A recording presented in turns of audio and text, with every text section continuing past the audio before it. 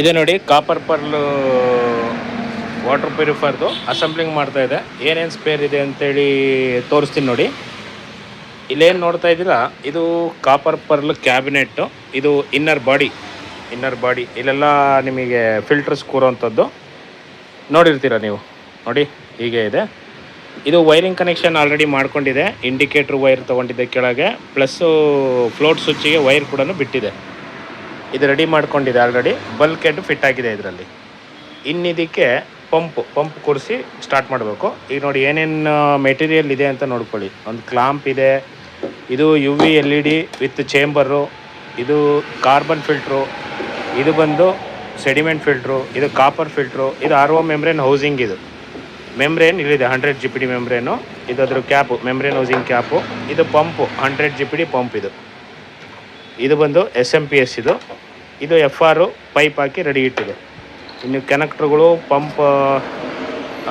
ಪಂಪಿಗೆ bolt nut ಹಾಕುವಂಥದ್ದು. ಇದಿಷ್ಟು ಬೇಕಾಗಿರುವಂಥದ್ದು.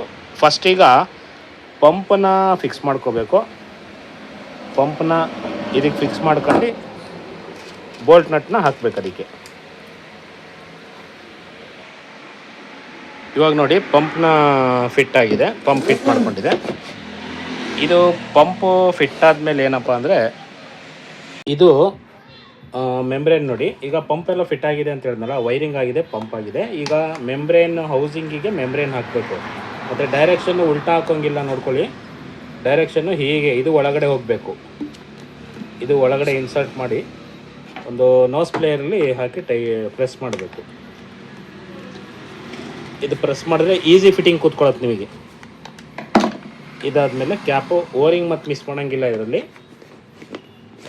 Cap ಹಾಕಿ tight ಮಾಡಿಬಿಡಿ. ಅದಾದಮೇಲೆ ಸ್ಪಾನರಲ್ಲಿ ಬೇಕಾದ್ರೆ ಮಾಡ್ಬೋದು, ಕೈಯಲ್ಲಿ ಬೇಕಾದ್ರೆ ಮಾಡ್ಬೋದು, ನಿಮಗೆ ಬಿಟ್ಟಿದೆ ಅದು.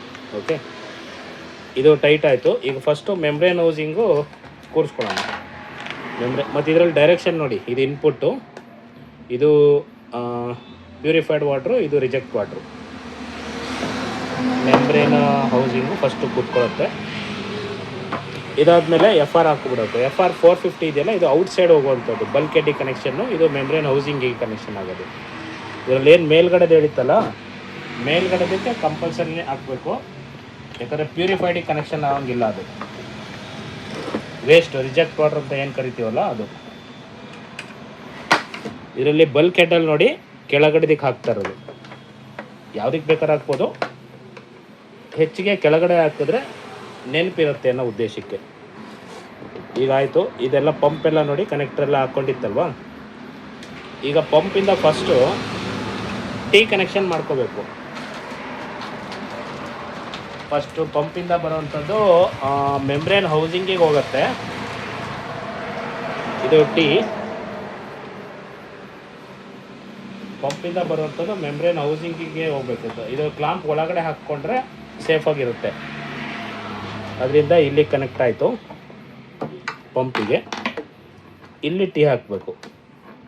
ಎಲ್ಲ ಅಳತೆ ಮಾಡಿ ಕಟ್ ಮಾಡ್ಕೊಂಬಿಡಿ. ಒಂದ್ಸಲಿ 2 ಸಲ ನೋಡಿಕೊಂಡ್ರೆ ಗೊತ್ತಾಗ್ಬಿಡುತ್ತೆ ನಿಮಗೆ ಅಸೆಂಬ್ಲಿಂಗ್ ಮಾಡೋದು ಹೇಗೆ ಅಂತೇಳಿ. ನೋಡಿ ಇದಿಷ್ಟೇ.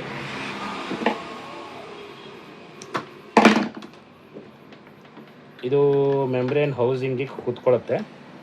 ಇಲ್ಲಿ ಒಂದು ಟ್ಯಾಗ್ ಹಾಕಬೇಕಾಗತ್ತೆ. ಇಲ್ಲೊಂದು ಟ್ಯಾಗ್ ಹಾಕಬೇಕು. ಟ್ಯಾಗ್ ಹಾಕ್ಲಿಲ್ಲ ಅಂದರೆ ಈ ಪೋರ್ಷನಲ್ಲಿ ವೈಬ್ರೇಷನ್ ಶುರು ಆಗುತ್ತೆ ಹೀಗೆ. ಹಾಗಾಗಿ ಈ ಟ್ಯಾಗ್ ಹಾಕ್ತಾ ಇದ್ದೀನಿ. ಟ್ಯಾಗ್ ಹಾಕೋದ್ರಿಂದ ಸೌಂಡ್ ಬರಲ್ಲ ನಿಮಗೆ. ಏನು ಸೌಂಡು ಕಟಕಟ ಅಂತೇಳಿ ಸೌಂಡ್ ಬಂದ್ಬಿಡತ್ತಿಲ್ಲ. ಆದರೆ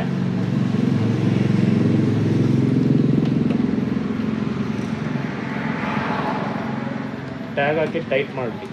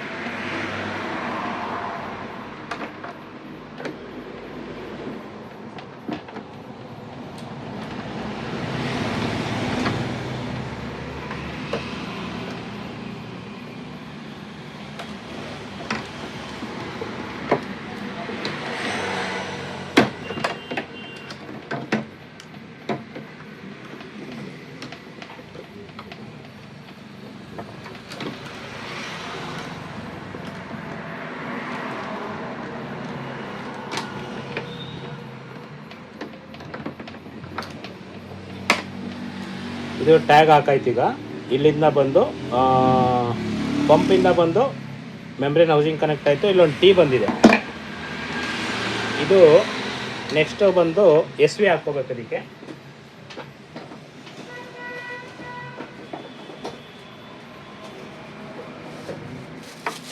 ಇದು ನೋಡಿ ಎಸ್ ವಿ ಸೋಲ್ನೈಡ್ ವಾಲ್ ಅಂತ ಕರಿತೀವಲ್ಲ, ಇದು ಅಲ್ಲವಾಗಲೇ ಮಿಸ್ ಆಗಿತ್ತು. ಇದಕ್ಕೆ 2 ಎಲ್ಬೋ ಕನೆಕ್ಟರ್ ಹಾಕಿ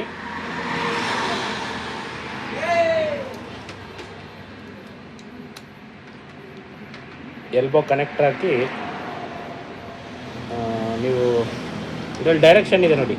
ಡೈರೆಕ್ಷನ್ನು ಏನು ಫ್ಲೋ ಡೈರೆಕ್ಷನ್ ಇದೆ, ಫ್ಲೋ ಡೈರೆಕ್ಷನ್ ಬಂದು ಪಂಪಿಗೆ ಕನೆಕ್ಟ್ ಆಗಬೇಕಿದು.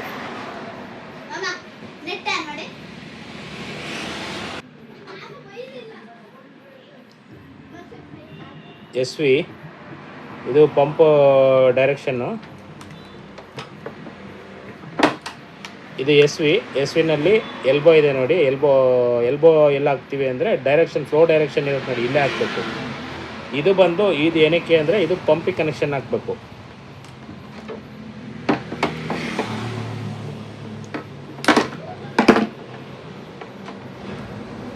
ಅಂದರೆ ಫ್ಲೋ ಡೈರೆಕ್ಷನ್ ಹೀಗೆ ಬರ್ತಾ ಇದೆ ಅಂತ ಹೇಳೋದು.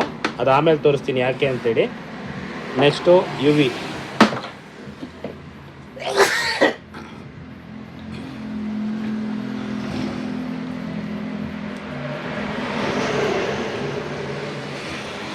Next X clamp U V chamber ಹಾಕಿ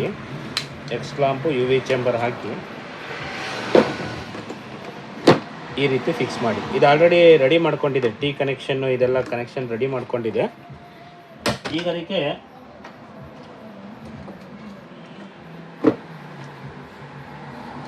ಅದಕ್ಕೆ ಟಿ ಡಿ ಎಸ್ ಕಂಟ್ರೋಲರ್ ಹಾಕ್ಬೇಕು. ಇದು ಟಿ ಡಿ ಎಸ್ ಕಂಟ್ರೋಲರ್ ಅಂತ ಕರಿತೀವಿ. ಇದು ಕೂಡ ಡೈರೆಕ್ಷನ್ ಇರುತ್ತೆ, ಅದೇ ಡೈರೆಕ್ಷನ್ ಹಾಕಬೇಕು. ಇದು ಬಾಟಮ್ಮು ಎಲ್ಬೋ,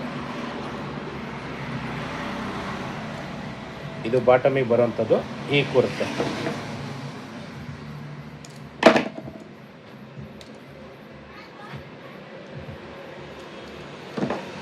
ಈ ರೀತಿ ಕನೆಕ್ಷನ್ ಮಾಡಿಕೊಂಡು ಇಲ್ಲಿಗೆ ಹಾಕ್ಬೇಕು.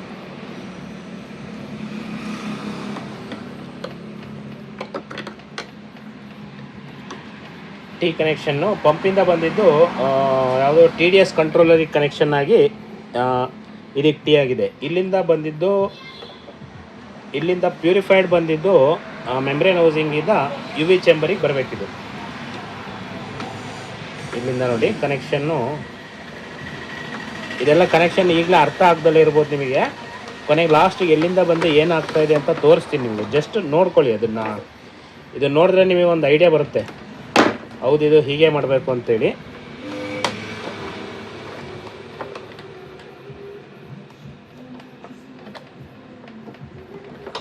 ಇದು ಪ್ಯೂರಿಫೈಡ್ ವಾಟ್ರಿಂದ ಬಂದು ಇಲ್ಲಿ ಬಂತು.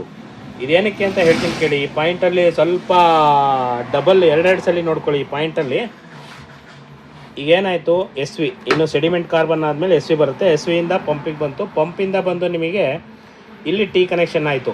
ಇದು ಮಿಸ್ ಮಾಡ್ಕೋಬೇಡಿ. ಟಿ ಕನೆಕ್ಷನ್ ಇಲ್ಲಾಗಿ ಟಿ ಡಿ ಎಸ್ ಕಂಟ್ರೋಲರ್ ಹಾಕಿ ಯು ವಿ ಚೇಂಬರಿಗೆ ಬಂದಿದೆ. ಇಲ್ಲಿ ಟಿ ಡಿ ಎಸ್ ಕಂಟ್ರೋಲರ್ ಯಾವಾಗಲೂ ಕ್ಲೋಸ್ ಇರುತ್ತೆ, ಅಂದರೆ ಪಂಪಿಂದ ಬಂದಿದ್ದ ನೀರು ಮೆಂಬ್ರೇನ್ ಹೌಸಿಂಗಿಗೆ ಮಾತ್ರ ಹೋಗ್ತಾ ಇರುತ್ತೆ. ಇಲ್ಲಿಂದ ಮೆಂಬ್ರೇನ್ ಹೌಸಿಂಗ್ ಆದಮೇಲೆ ಒಂದು ವೇಸ್ಟೇಜ್ ಹೋಗುತ್ತೆ, ರಿಜೆಕ್ಟು. ಇನ್ನೊಂದು ಪ್ಯೂರಿಫೈಡ್ ವಾಟರ್ ಹೀಗೆ ಬಂದು ಯು ವಿ ಚೇಂಬರಿಗೆ ಬಂದು ಯು ವಿ ಚೇಂಬರಿಂದ ಇಲ್ಲಿ ಕಾಪರ್ ಫಿಲ್ಟ್ರ್ ಬಂದು ಅದರಿಂದ ಮೇಲಕ್ಕೆ ಹೋಗುತ್ತೆ. ಇಷ್ಟೇ ಕನೆಕ್ಷನ್ನು. ಈಗ ನಿಮಗೆ ಕಾಪರ್ ಫಿಲ್ಟ್ರ್ ಕನೆಕ್ಷನ್ ಹಾಕ್ತೀನಿ ಈ ಸೈಡಿಂದ.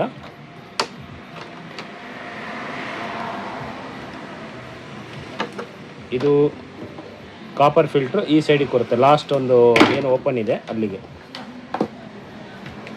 ಇದೇ ಕಾಪರ್ ಫಿಲ್ಟ್ರು.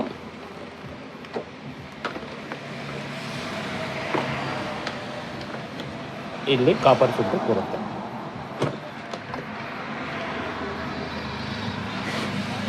ಇದಾಯ್ತಲ್ವ. ಈಗ ಸೆಡಿಮೆಂಟ್ ಕಾರ್ಬನ್ ಒಂದು ಹಾಕ್ಬೇಕು. ಇಲ್ಲಿಗೆ ಸೆಡಿಮೆಂಟ್ ಕಾರ್ಬನ್ ಹಾಕಿದ್ರೆ ಅಲ್ಲಿಗೆ ಈ ಕೆಲಸ ಮುಗಿಯುತ್ತೆ. ಪೈಪು ಇನ್ಪುಟ್ ಇಲ್ಲಿ ಹಾಕ್ಕೊಂಡು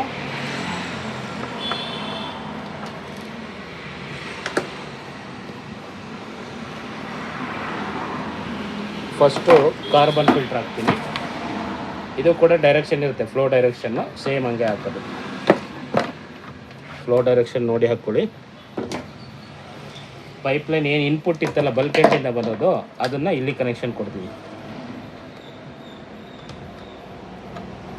ಫಸ್ಟು ಬಲ್ಕ್ ಎಂಡ್ ಔಟ್ಸೈಡಿಂದ ನಿಮಗೆ ಕಾರ್ಬನ್ ಫಿಲ್ಟ್ರ್ ಬಂತು. ಕಾರ್ಬನ್ನಿಂದ ಈಗ ಸೆಡಿಮೆಂಟಿಗೆ ಕನೆಕ್ಷನ್ ಕೊಡಬೇಕು. ಇದು ಕೆಳಗಡೆ ಡೈರೆಕ್ಷನ್ನು, ಇದು ಮೇಲ್ಗಡೆ. ಇದು ಮೇಲಿಂದ ಬರೋದು.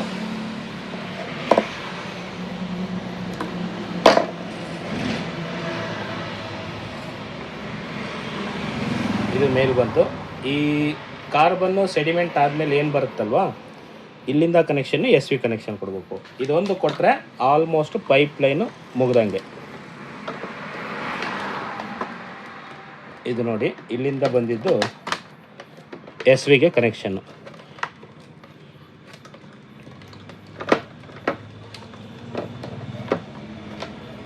ಎಸ್ ವಿ ಕನೆಕ್ಷನ್ ಕೊಟ್ಟರೆ ಆಯ್ತು. ಇದು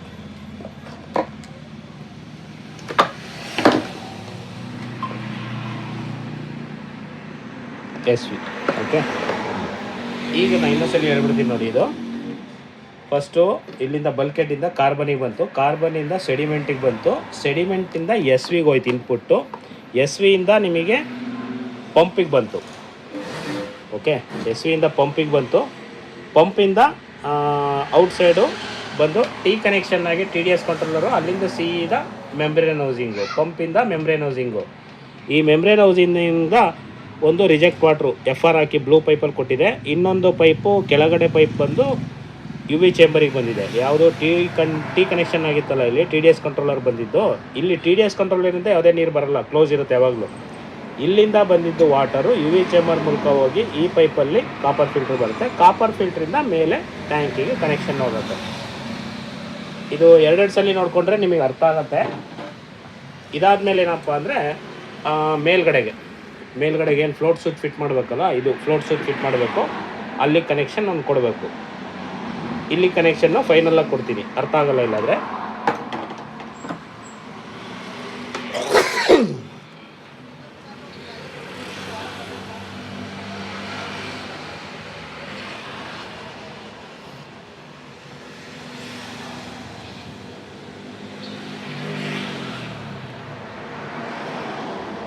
ಇದಿಷ್ಟಾದಮೇಲೆ ಈಗ ಪೈಪ್ಲೈನು ಆಲ್ಮೋಸ್ಟ್ ಮುಗಿದಂಗೆ.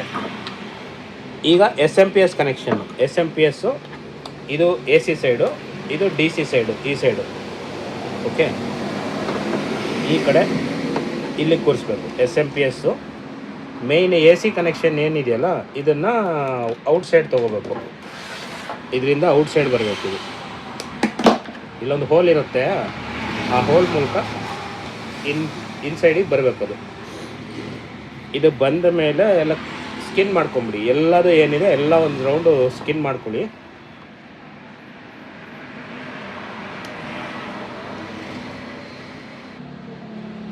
ನೋಡಿ, ಈಗೆಲ್ಲ ವೈರಿಂಗ್ ಕನೆಕ್ಷನ್ನು ರೆಡಿ ಆಯಿತು. ಈಗ ವೈರಿಂಗ್ ಕನೆಕ್ಷನಲ್ಲಿ ಕರೆಕ್ಟಾಗಿ ನೋಡ್ಕೊಳ್ಳಿ. ಇದು ಕೂಡ ತುಂಬ ಇಂಪಾರ್ಟೆಂಟ್ ಇರುತ್ತೆ ವೈರಿಂಗಲ್ಲಿ.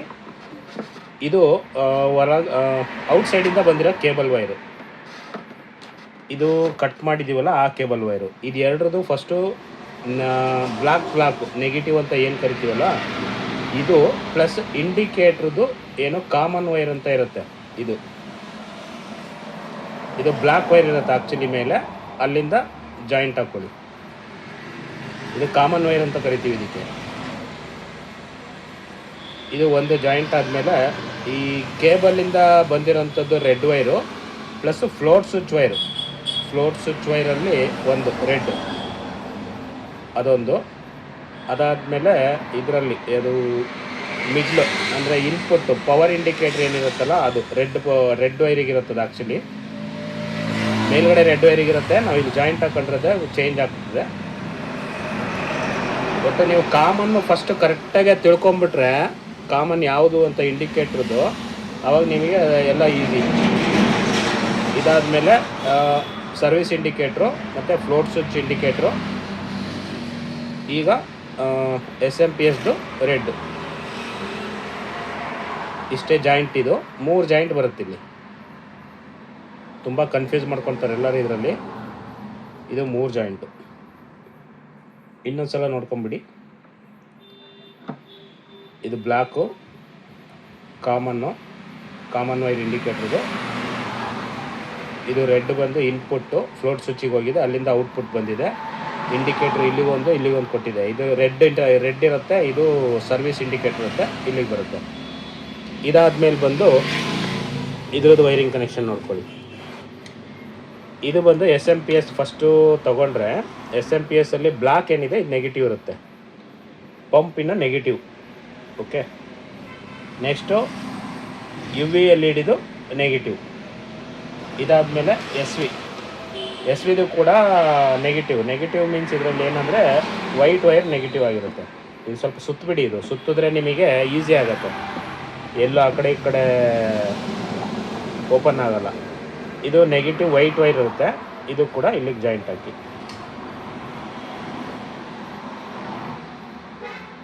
ಇದು ಜಾಯಿಂಟ್ ಹಾಕಿದ್ಮೇಲೆ ಇನ್ನು ಬಾಕಿದು ಉಳಿದಿದ್ದೆಲ್ಲ ಪಾಸಿಟಿವ್, ಎಲ್ಲದು ಪಾಸಿಟಿವ್ ಜಾಯಿಂಟ್ ಹಾಕಿ.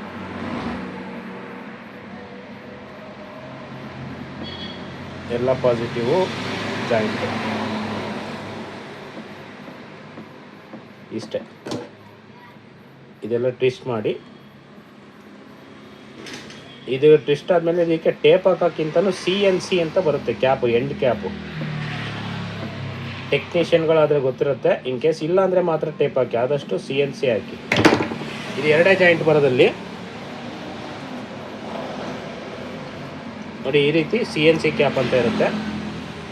ಈ CNC ಕ್ಯಾಪ್ನ ಹಾಕಿ ಕ್ಲೋಸ್ ಮಾಡಿ. ಇದಕ್ಕೂ CNC ಕ್ಯಾಪ್ ಹಾಕಿ ಕ್ಲೋಸ್ ಮಾಡಿ. ಈ ಕಡೆ 3 ಪಾಯಿಂಟ್ ಇದೆ, 3 ಪಾಯಿಂಟಿಗೂ CNC ಕ್ಯಾಪ್ ಹಾಕಿ ಕ್ಲೋಸ್ ಮಾಡಿ.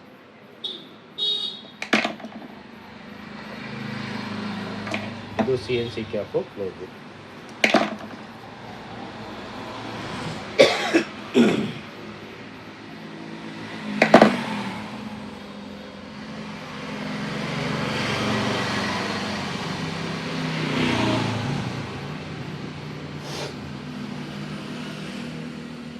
ಇದಾದಮೇಲೆ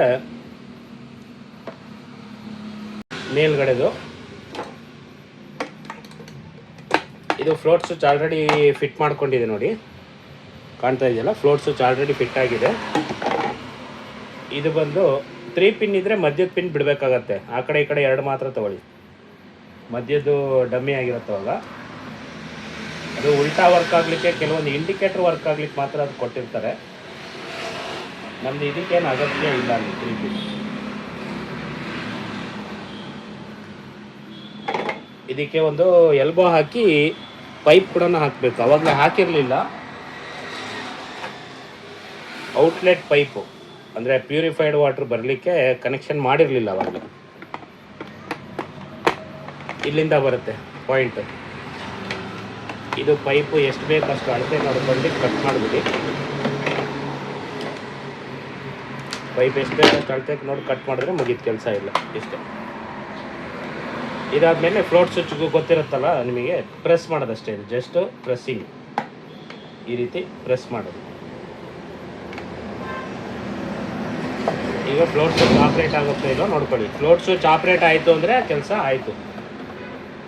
ಈಗ ಇದಕ್ಕೆ ಸ್ಕ್ರೂ ಹಾಕಿ. ಇದಕ್ಕೆ 4 ಸ್ಕ್ರೂ ಇರುತ್ತೆ ಆ್ಯಕ್ಚುಲಿ, 4 ಸ್ಕ್ರೂನು ಹಾಕಿ. ಯಾಕಂದರೆ ಮೇಲ್ಗಡೆ ಪ್ಲೇಟ್ ಅಲ್ವಾ, ಅದು ಕೆಳಗಡೆ ಬೀಳೋಂಗಿಲ್ಲ, ಅದು ಹಂಗಾಗಿ 4 ಸ್ಕ್ರೂ ಕೊಟ್ಟಿರ್ತಾರೆ.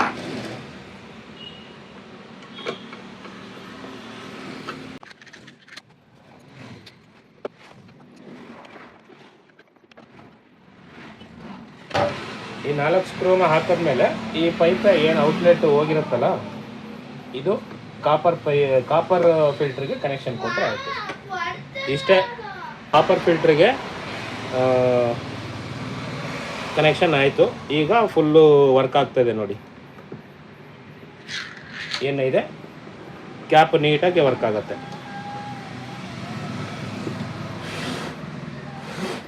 ಈಗ ಆನ್ ಮಾಡಿ ತೋರಿಸ್ತಾ ಇದ್ದೀನಿ ನೋಡಿ.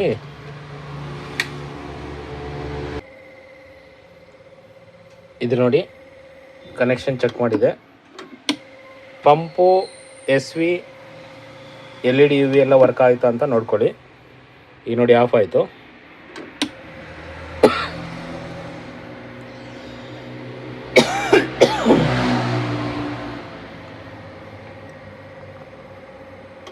ಇದಿಷ್ಟು ಮೇಯ್ನ್ ಪಾರ್ಟನ್ನು ಚೆಕ್ ಮಾಡಿಕೊಂಡ್ರೆ ನಿಮ್ಮ ಕೆಲಸ ಆಯಿತು ಅಂತ.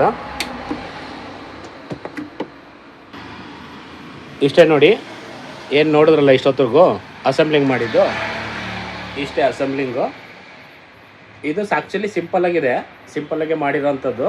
ಇದರಲ್ಲೇನು ಕಾಂಪ್ಲಿಕೇಟೆಡ್ ಅಂತ ಏನಿಲ್ಲ. ಹಂಗೇನಾದ್ರು ಕನ್ಫ್ಯೂಸ್ ಆದರೆ ರಿಪೀಟ್ ಹೋಗಿ ನೋಡಿ, ಎಷ್ಟೆಷ್ಟು ಬೇಕು, ಎಲ್ಲೆಲ್ಲಿ ಬೇಕು ಅಂತ ರಿವರ್ಸ್ ಫಾರ್ವರ್ಡ್ ಮಾಡ್ಕೊಂಡು ನೋಡಿ, ಗೊತ್ತಾಗುತ್ತೆ. ದಯವಿಟ್ಟು ಅಕ್ವಾಬ್ಲೈಸ್ ಚಾನಲ್ನ ಸಬ್ಸ್ಕ್ರೈಬ್ ಮಾಡಿಲ್ಲ ಅಂದರೆ ಸಬ್ಸ್ಕ್ರೈಬ್ ಮಾಡಿ, ಬೆಲ್ ಬಟನ್ ಒತ್ತಿ. ರೆಗ್ಯುಲರಾಗೆ ಯಾವಾಗ ಕಂಟೆಂಟ್ ಆಗ್ತಾ ಇರ್ತೀವಿ, ಅಂದರೆ ವೀಡಿಯೋಸು ಏನು ಪ್ಯೂರಿಫೈಯರ್ಗಳ ಬಗ್ಗೆ ಬರ್ತಾ ಇರುತ್ತೆ. ಇನ್ ಕೇಸ್ ಏನಾರ ಪ್ರಾಡಕ್ಟ್ ಬೇಕು ಅಂದರೆ ಕೂಡ ದಯವಿಟ್ಟು ಅಲ್ಲಿ ಕಾಣ್ತಾರೋ ನಂಬರು, ಇಲ್ಲ ಡಿಸ್ಕ್ರಿಪ್ಷನಲ್ಲಿ ನಂಬರ್ ಇರುತ್ತೆ, ಇಲ್ಲ ವೆಬ್ಸೈಟ್ ಇದೆ www.copperpearl.in ಅಂತ. ಅಲ್ಲಿ ವಿಸಿಟ್ ಮಾಡಿ, ಏನು ನಂಬರ್ ಬರುತ್ತೆ ಕಮ್ಯುನಿಕೇಟ್ ಮಾಡಿ, ಪ್ರಾಡಕ್ಟ್ ಬೇಕು ಅಂತ ಹೇಳಿ ಕಳಿಸ್ಕೊಡ್ತೀವಿ. Okay, thank you, bye.